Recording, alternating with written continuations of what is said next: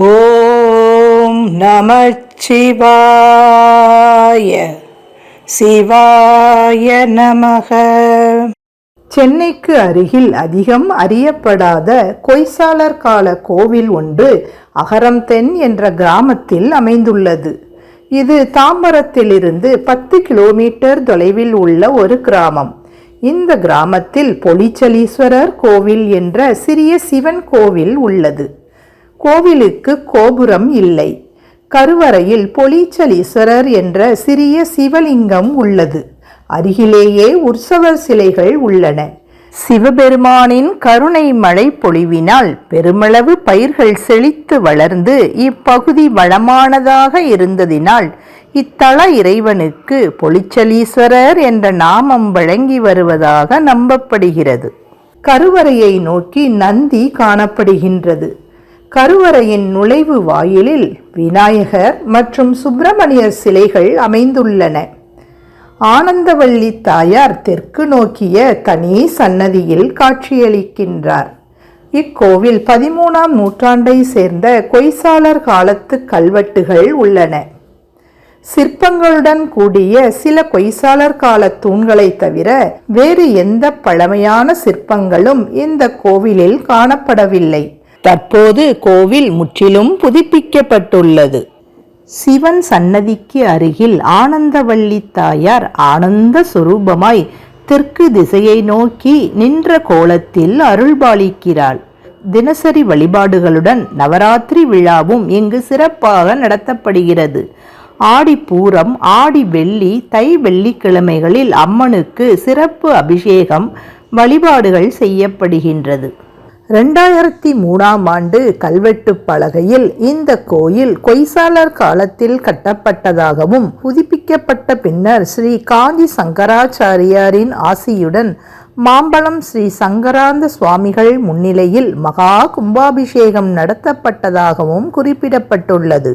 மீண்டும் 2016இல் நவகிரகங்கள், கால பைரவர், ஆஞ்சநேயர் சன்னதிகளை நிறுவி அஷ்டபந்தன மகா கும்பாபிஷேகம் நடத்தப்பட்டுள்ளதாகவும் தெரிகிறது.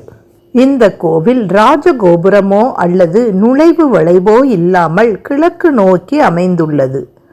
கோஷ்டத்தில் நர்த்தன கணபதி, தட்சிணாமூர்த்தி, விஷ்ணு, பிரம்மா, துர்க்கை ஆகியோர் உள்ளனர். பிரகாரத்தில் ஆஞ்சநேயருக்கு தனி சன்னதி ஒன்று உள்ளது. அனுமன் ஜெயந்தி அன்று இங்கு சிறப்பு வழிபாடுகள் நடத்தப்படுகின்றன. ஆஞ்சநேயர் சன்னதிக்கு அருகில் ஆஞ்சநேயர், மகா கணபதி, சந்திரன், சூரியன், கூப்பிய கையுடன் தானம் செய்பவர் போன்ற உருவங்களுடன் 2 தூண்கள் நிறுவப்பட்டுள்ளன. இந்த 2 தூண்களும் விஜயநகர நாயக்கர் காலத்தை சார்ந்ததாகும். இங்கு பக்தர்கள் தங்கள் பிரார்த்தனைகள் நிறைவேற தேங்காய் மட்டையில் தங்களுடைய பெயர்களை எழுதி பிரகாரத்தில் கட்டுகின்றனர். பின் பிரார்த்தனை நிறைவேறியதும் நபர்களின் பெயர்கள் எழுதிய தேங்காய் மட்டைகள் அவர்களுக்கு வழங்கப்படுகின்றது. தேங்காய் மட்டை கட்டப்பட்ட இடத்தின் அருகிலேயே சாய்பாபா, போகர் சுவாமிகள் படம் வண்ணம் தீட்டப்பட்டுள்ளது. கருவறையின் வலது பக்கத்தில் ஒரு பெரிய சன்னதியில் நரசிம்மரை மடியில் வைத்திருக்கும் சரபேஸ்வரரின் பெரிய சிலை ஒன்று உள்ளது. சரபேஸ்வரரை வணங்கிவிட்டு பிரகாரத்தை வலம் வந்தால் பிரம்மா, விஷ்ணு ஆகியோரை தரிசனம் செய்யலாம். அரச மரம் மற்றும் வேப்ப மரத்தினை சுற்றி வலம் வந்தால் சில நாகர்கள் மற்றும் விநாயகர் சிலைகளை தரிசிக்கலாம்.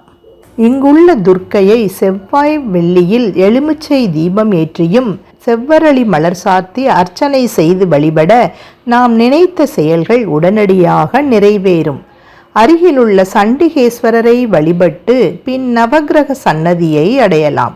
நவகிரகங்களை வழிபட்டு அதன் அருகிலுள்ள கால பைரவரை வணங்கலாம். தேய்பிறை அஷ்டமியிலும் ஞாயிற்றுக்கிழமையன்று ராகு காலத்திலும் மிளகு தீபமேற்றி வழிபட இல்லறத்தில் மகிழ்ச்சி உண்டாகும். நாம் நினைத்த காரியம் நிறைவேறும். இந்த கால பைரவரை வணங்கினால் காசியில் உள்ள கால பைரவரை வணங்கிய பலன் கிடைக்கும். இங்கு தினசரி பூஜைகள், பிரதோஷ நேர பூஜை, சங்கடகர சதுர்த்தி பூஜை, பௌர்ணமி தினத்தில் பூஜைகள், ஆஞ்சநேயர், சரவேஸ்வரருக்கு சிறப்பு வழிபாடுகள் நடைபெறுவதுடன் மகா சிவராத்திரியும் வெகு விமரிசையாக கொண்டாடப்படுகின்றது.